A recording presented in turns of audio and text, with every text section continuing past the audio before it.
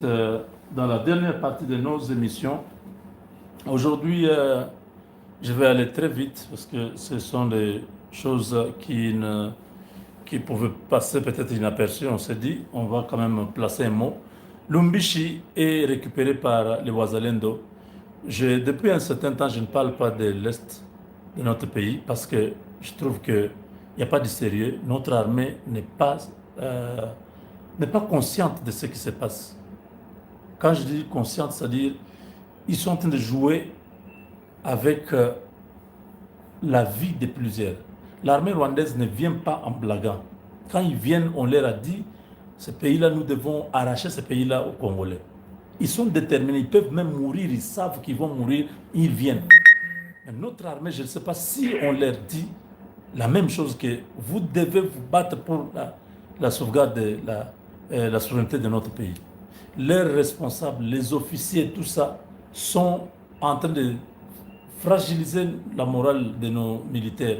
Ils ne leur donnent pas une motivation pour que ces derniers puissent se battre réellement pour leur pays. Yes. Une minute. Une minute. I did everything for the moment, and 2 weeks, it's going to be enough for. Thank you. Sure. Thank you so much. All right. Okay, bye.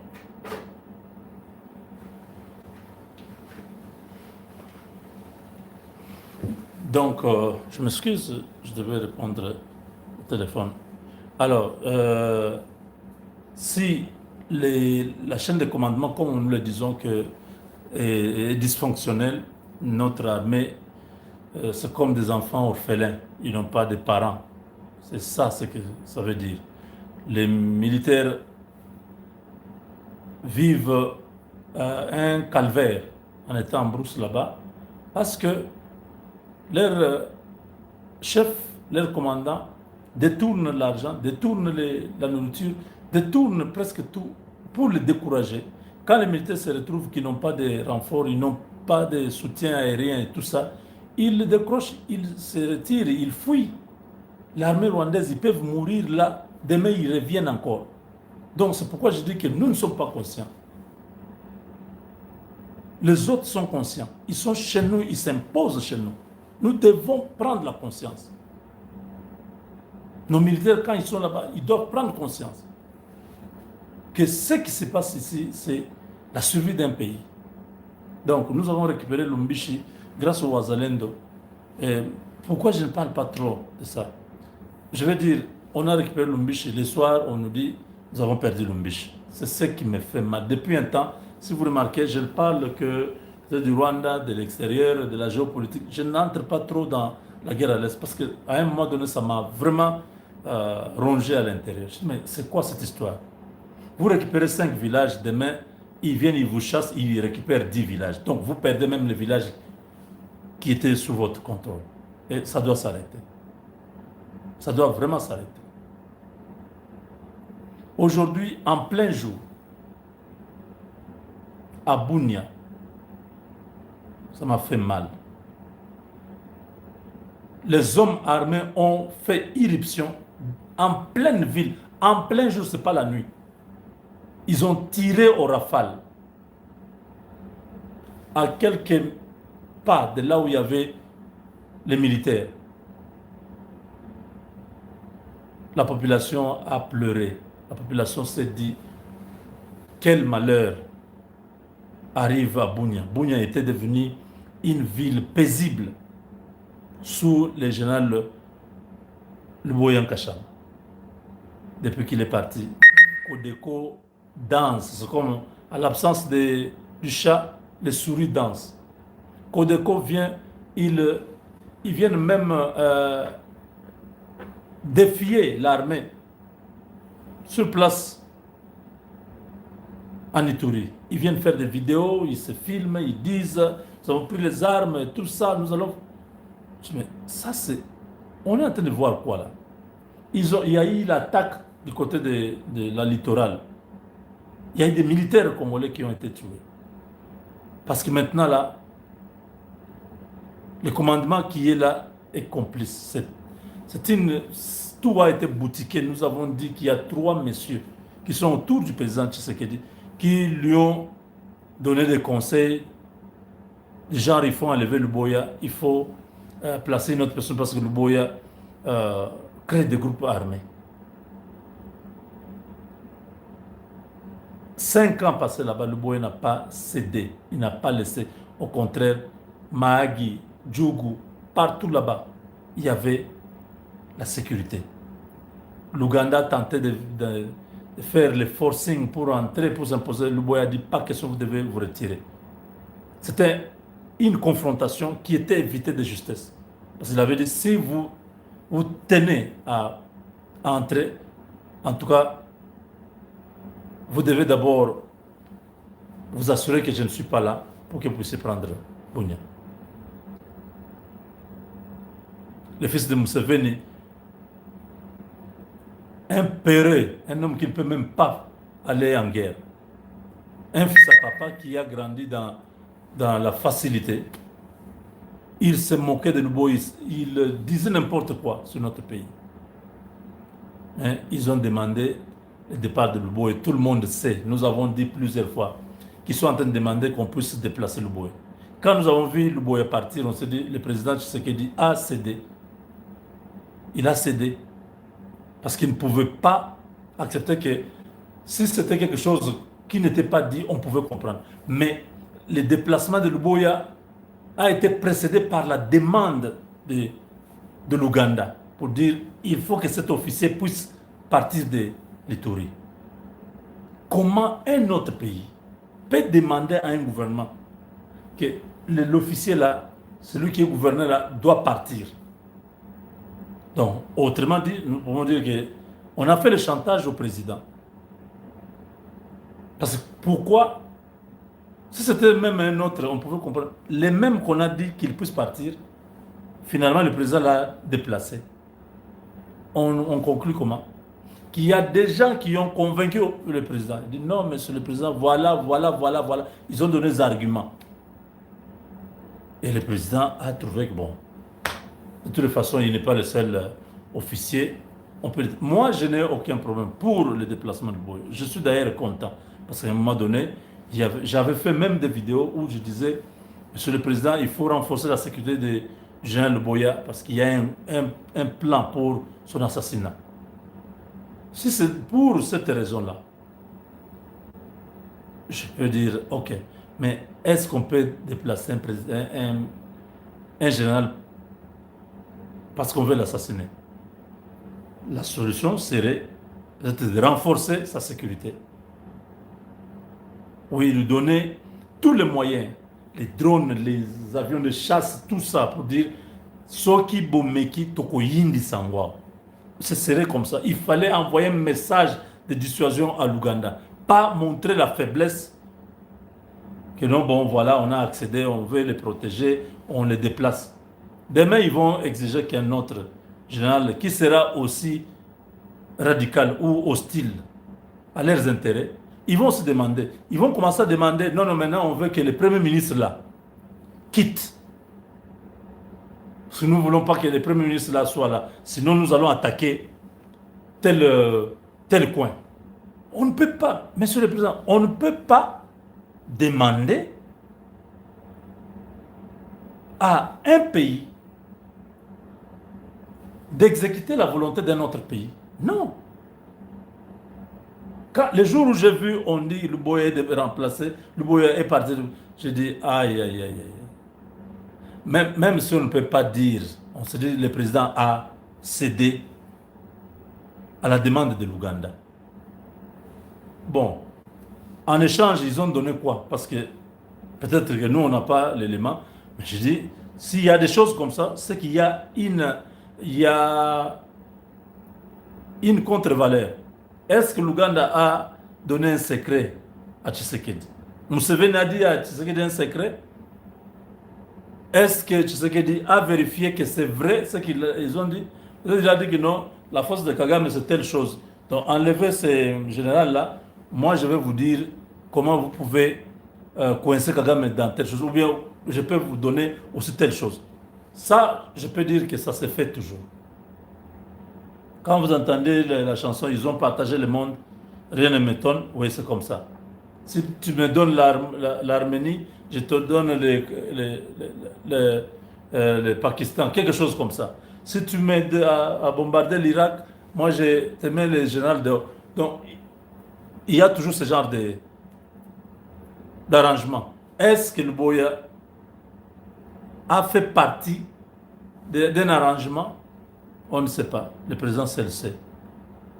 Mais si le départ de Luboya va plonger l'Itourie dans un chaos, Monsieur le Président, ça, ce n'est pas un bon arrangement. Oui, je préfère vous le dire, ce n'est pas un bon arrangement parce que là, c'est vous qui serez pris à partie. La population va dire, nous, on avait un bon général ici, un bon officier. Si il était question qu'on puisse se déplacer, alors il fallait nous envoyer un bon. Parce que celui qui est là n'est pas à sa place. Donc, si vous avez déplacé le Boya, c'est bon. C'est votre décision. Ce n'est pas mal. Donc, il est général, il est au service de la nation. Il ne peut pas être à un moment, il ne peut pas être à un endroit pendant longtemps. Même moi, je sais. Mon père adoptif était militaire. J'ai fait le Congo, on était ici une année, là-bas une année, était major, colonel, tout ça. On a vécu comme ça. Un officier ne peut pas rester à un endroit 5 ans. C'est tout à fait normal que le Boya soit déplacé. Mais Monsieur le Président, à sa place, celui que vous avez mis là, n'arrive pas à... Je ne sais pas si vous vous rendez compte que depuis qu'il est là, tous les BI, les bulletins d'information qu'on vous envoie de l'Itourie, c'est toujours alarmant. C'est toujours, il y a un danger. C'est toujours, Thomas Lubanga est libre maintenant. Tous ses partisans sont rentrés en Itourie. Tout le monde est là libre. Parce qu'il y a des individus qui s'appellent conseillers, qui pensent qu'ils sont arrivés comme si nous ici ne pouvons pas être conseillers, comme si nous ici ne pouvons pas être ceci ou cela. Il y a des gens, je me dis, mais vous ne comprenez pas. La République, c'est un bien commun, monsieur. Vous, les conseillers du président. Rémi Kankou, il y a l'autre Yannick Lutandil, et l'autre Max, quelque chose comme ça. Aider la République, vous ne devez pas être derrière vos intérêts pour dénaturer l'information, aller dire au président n'importe quoi, parce que vous voulez que votre gare soit là-bas, qu'il puisse vous servir. Si l'Itourie sombre, vous, le peuple, vous prendra pour responsable. Nous allons dire au peuple que vous êtes responsable parce que c'est vous que le président avait envoyé chez Museveni. C'est vous qui êtes en relation avec Museveni. Vous devriez aider les chefs. Il y a beaucoup d'officiers qui peuvent faire le travail comme ce que le Boya a fait. On l'a proposé l'argent, il a refusé plusieurs fois. Celui qui vous a amené là-bas a commencé à faire sortir l'or. Laisse le chaos s'installer, l'anarchie s'installer. Vous voulez que nous, on ne parle pas?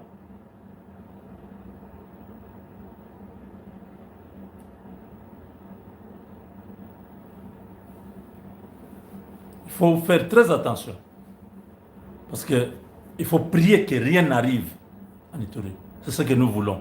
Parce que ce sont nos compatriotes qui vont encore commencer à fuir, à aller se faire des réfugiés à gauche, à droite. C'est un calvaire. La stabilité était déjà là. Qu'est-ce que vous cherchez, vous, là? Hein? Les routes étaient asphaltées, les reports, on construisait, les universités. Tout ce qui se passait là, ça ne vous plaisait pas. Vous, il faut s'enrichir.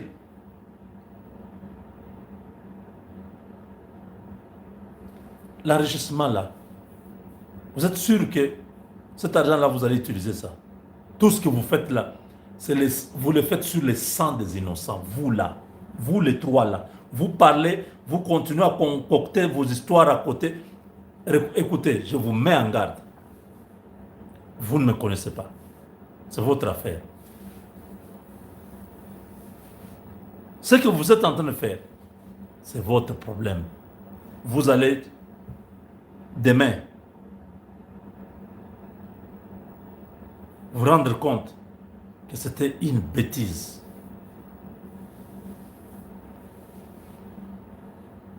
Donc pour vous, il faut que le sang continue à couler.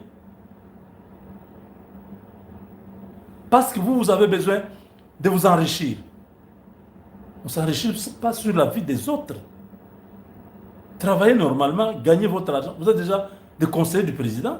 Vous avez un salaire, vous avez quelques avantages, mais n'allez pas jouer avec la vie des Congolais. Parce que votre conseil, vous avez conseillé au président, vous l'avez convaincu. Il a accepté d'accéder à votre conseil. Il a enlevé le boya. Nous, on attendait qu'on puisse mettre quelqu'un aussi de solide. Celui qui est là est en train de nous faire pitié. Un général qui était responsable des renseignements, qui n'arrive pas à anticiper les actions des ennemis. Lubanga se sent maintenant à l'aise. En Ouganda, les gens ont fêté le départ de Luboya. Quand nos ennemis fêtent sur le départ de quelqu'un, vous pensez que nous avons fait une bonne affaire. On a perdu, non?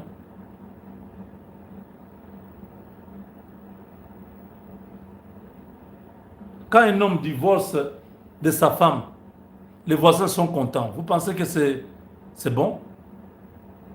L'homme va se dire, mais comment ils sont contents? C'est-à-dire, c'est eux qui étaient derrière cette histoire-là pour qu'on se sépare. C'est ça que ça veut dire.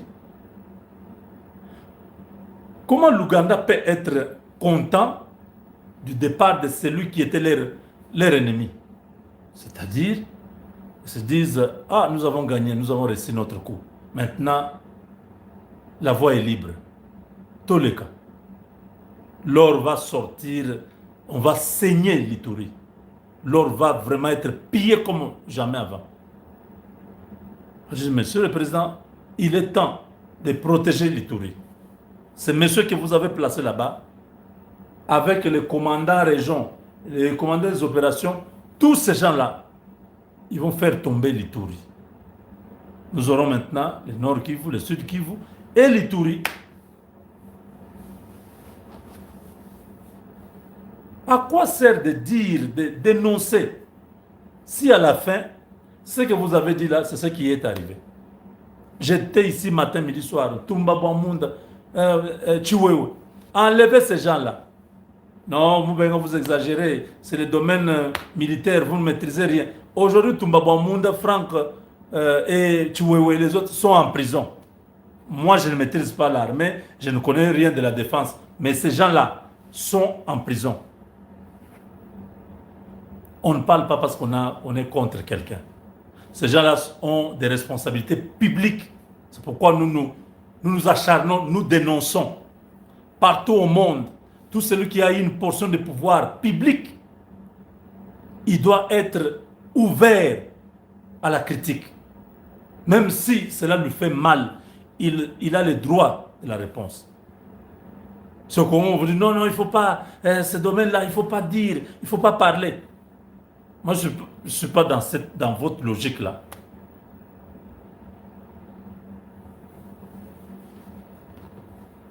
Parce que je comprends que les gens se protègent. Quand vous les attaquez, ils sont conscients que ce que vous avez dit est vrai. Ils cherchent à envoyer des gens, vous écrire des messages, faire des publications. Et voilà Moubenga, et il est ceci. Aux États-Unis, c'est un chômeur et tout ça. Vous avez déjà vu un chômeur comme moi là? Vous voyez même là où je suis. Hein? Vous avez déjà vu un chômeur de mon niveau qui est dans l'avion chaque semaine? Un chômeur. Vous avez déjà vu ça dans votre vie? S'il y a un chômeur comme ça, c'est le meilleur des chômeurs que vous avez rencontré dans la vie. Il faut lui dire, chômeur, dis-moi comment ton chômage là est bon, tu es dans l'avion tous les jours. Hein? Vous avez vu ça, un chômeur qui habite à un endroit comme ça? Chômeur. Oh, il est divorcé, il n'a plus, la femme lui a quitté, il lui a fui avec les enfants. Quand vous manquez comment, vous cherchez dans la vie de Moubenga, vous cherchez pour trouver une femme, vous ne trouvez pas. Vous commencez à inventer des histoires.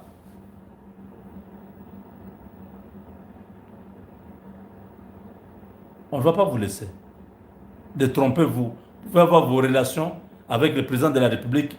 Je peux vous assurer qu'on ne va pas vous laisser.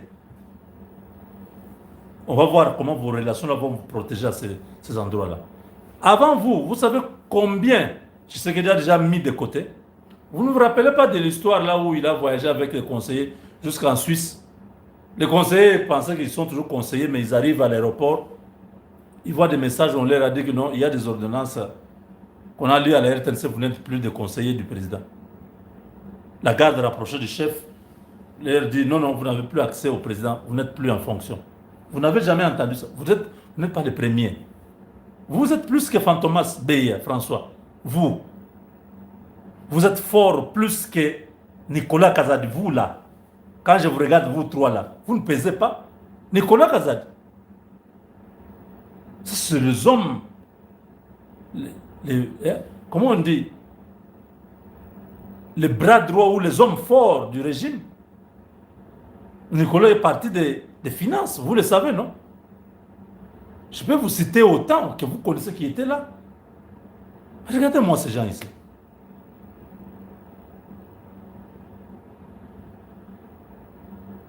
Faites fausse route, il faut faire très attention. Si vous êtes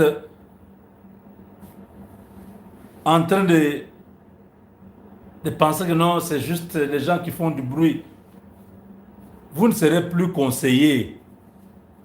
Si le tour tombe, c'est vous. Vous n'allez pas dormir.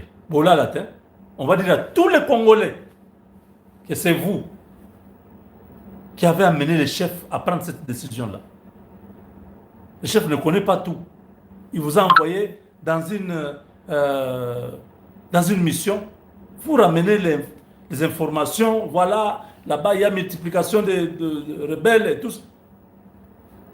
Parce qu'il fallait dégager quelqu'un. Les Tchaligons, tous ces gens-là dans les coups. Aujourd'hui, vous êtes contents que ça arrive dans la ville de Bunia. Attendez. Hein?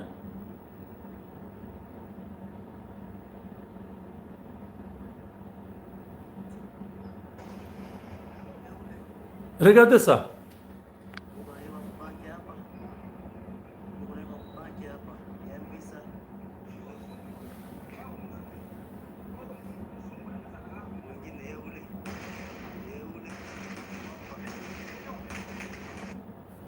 Attendez, je dois couper cet appel pour avoir le son.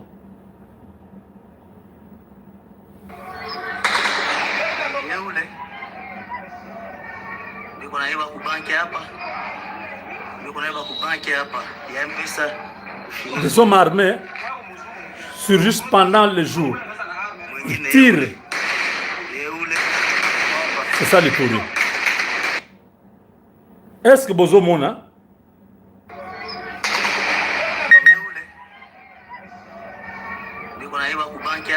C'est pas possible. Donc, ces gens se sont dit, il n'y a plus la sécurité. Vive l'anarchie.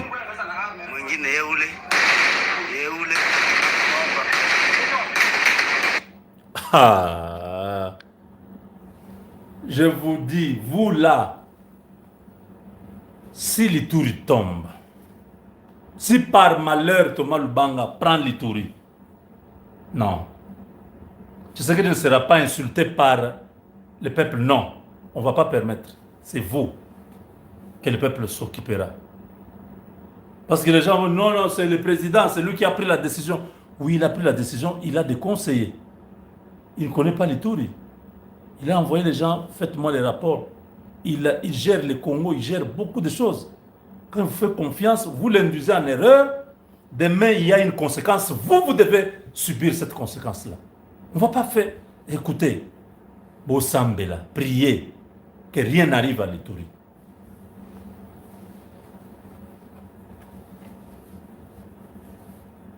L'incapacité de ce monsieur qui est à l'Ituri va faire tomber cette province.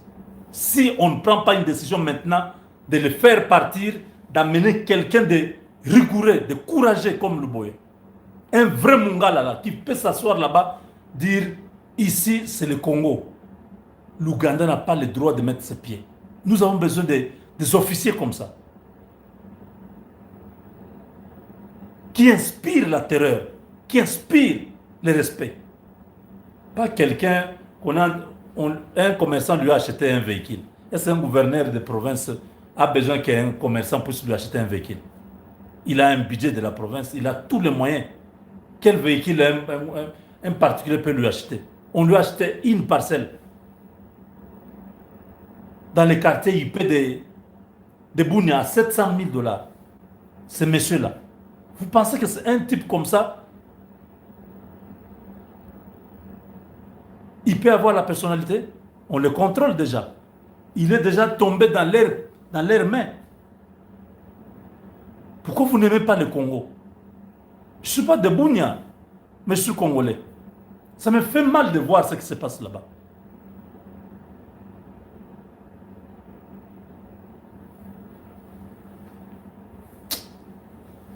La chose du Congo, vraiment. Et ces gens-là, ils ont le courage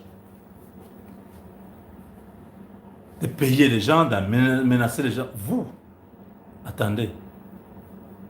Vous savez, les terroristes, on les terrorise.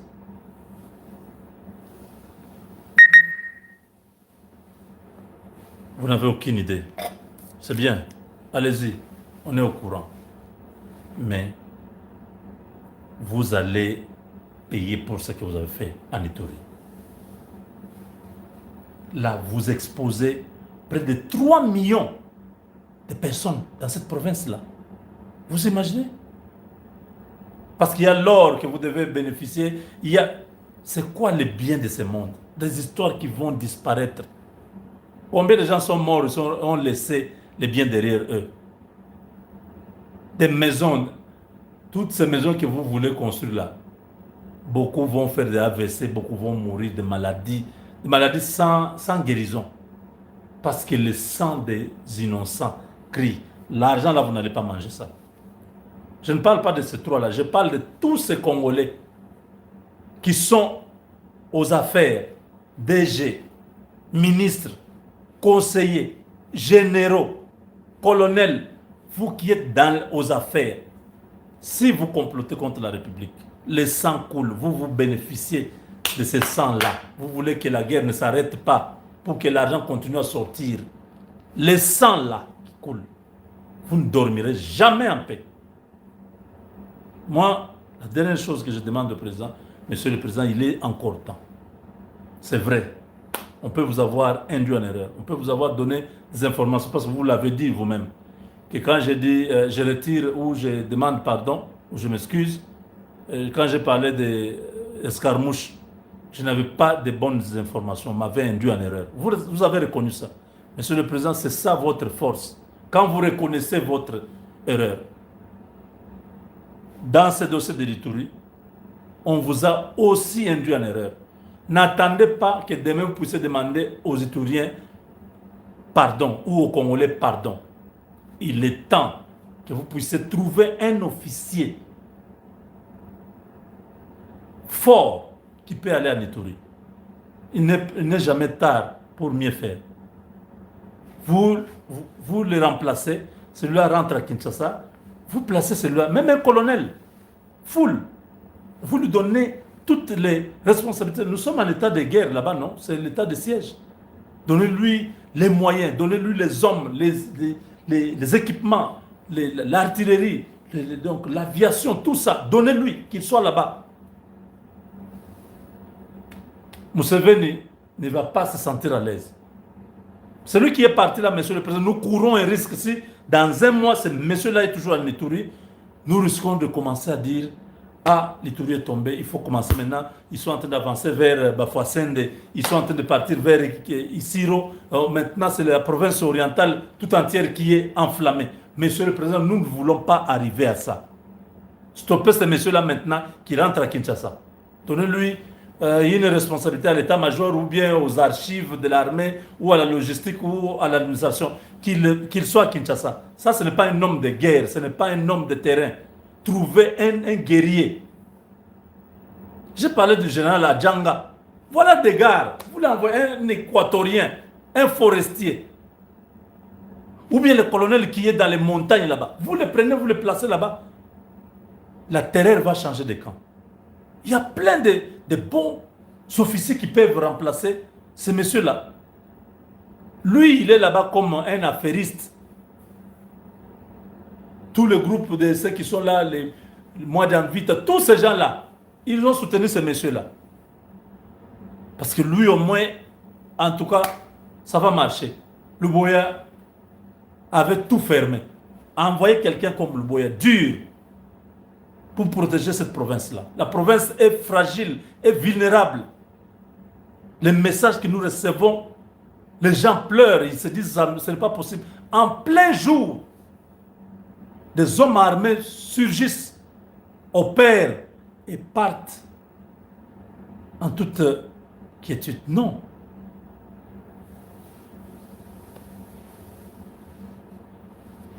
Je voulais terminer sur une bonne note.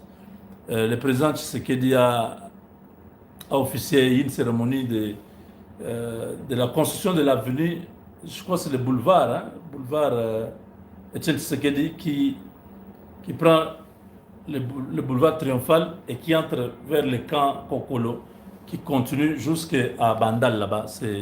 Vraiment, il faut construire la ville. Les routes à Kinshasa, c'est presque partout maintenant.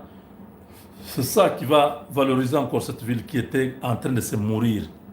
Hein, c'est quand même un dynamisme de l'actuel gouverneur Daniel Bumba qui a quand même fait un grand travail sur le plan des infrastructures. Oui, les routes à Kinshasa, c'est vraiment... On ne peut pas reprocher ce gouverneur-là. Il a fait. On ne va pas dire non, ils ont bouffé l'argent. Non, non, non. Les routes à Kinshasa, il a fait. Il a eu des problèmes du côté de l'assainissement. Les déchets et tout ça, ça n'a pas fonctionné. C'est pourquoi son Kabouik est là avec les bâtisseurs. Il n'y a pas de polémique. Chacun va faire son travail. Et la ville, nous voulons que la ville soit propre. S'il y a des routes, et ces routes-là sont propres, parce que les deux fonctionnent, c'est bon. Kasson Kabouik a sa part, il fait la task force pour nettoyer, vraiment mettre la vie des Kinois en sécurité. Parce qu'une ville sale expose la santé de la population. Une ville propre, la population s'épanouit. La santé est épanouie.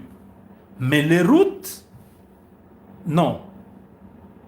Partout, à Mongafula, il n'y a aucune commune qui n'est pas en chantier. Toutes les communes sont en chantier. Ne faites pas semblant quand les choses sont bien faites. Dites que c'est comme ça. Daniel Bumba, chapeau bas pour ce travail-là avec votre ministre des infrastructures, votre gouvernement provincial, en tout cas sur le plan de la construction. Les routes, il y en a. Il y en a en béton. En 2023, quand je suis venu au Congo, 2024, mais j'avais pitié des Barumbu. Je pleurais quand j'ai passé sur Flambeau. Quand j'étais sur Poilou, je vois l'eau. Je dis, Seigneur, qu'est-ce qui se passe? Les amis, pourquoi on est dans cette situation? Je crois que c'était un Ngobila à l'époque. Quand Bumba a pris au Avenue Kassai, au Kabambar, au l'autre Kabinda, Kassavoub. Aujourd'hui, vous venez de la poste, hein? Vous voyez le boulevard du 30 juin. Vous entrez sur la poste, l'avenue qui est à la poste là. Vous entrez, vous descendez. C'est ça, Kassavoub. Vous allez marcher, vous pouvez rouler. À un moment donné, vous ne pouvez plus rouler là-bas. Donc, cette ville, sur le plan des infrastructures routières, en tout cas, Daniel Bumba peut continuer son travail et qu'il asphalte toute la ville, qu'il s'assure que ça se fait bien dans les normes, les caniveaux, tout ça, et le service national avec la task force du général Kasson Kabouik ils viennent, ils s'assurent que toutes les rivières sont curées, donc on a enlevé toutes les saletés et tous les caniveaux, et que la discipline, que les Congolais apprennent à garder leur ville propre. Donc, dans peu de temps, cette ville-là va retrouver ses lettres de noblesse.